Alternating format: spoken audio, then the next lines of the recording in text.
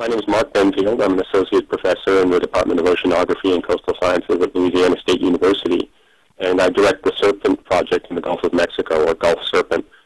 So we were conducting a survey as part of the Gulf Serpent project with an ROV, a remotely operated vehicle, and we were just at a new depth, 1,500 feet. We were going to start out on a survey, and we saw this bright, shiny object which resembled some of the riser, and we thought perhaps the drilling operations on the surface were lowering down another section of riser for some reason. But as we zoomed in on it, we could see that in fact it was a fish, and it was this enormous oarfish.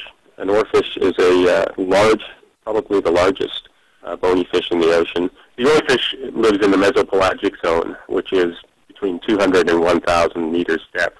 And what you see in this video is a riser, or an oil pipe, that contains the drill bit and the pipe to carry oil from a deep-sea oil rig.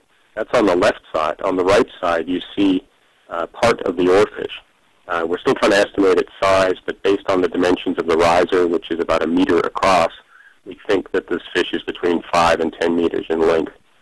So as we approached the fish turned to face us head first and tilted at about a 45-degree angle, and then started to retreat away from the ROV. So as we approached it, it retreated down, tail first, in a vertical orientation, and propelled itself using undulations of its dorsal fin.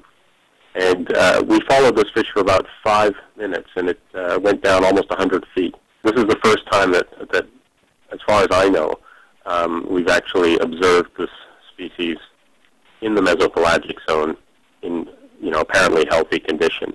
When people see them near the surface, they're usually dead or dying individuals that have come up into the shallows.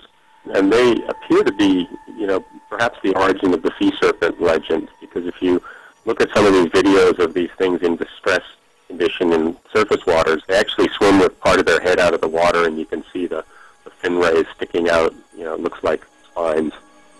You can imagine how someone could have mistaken them for a large reptile of some sort.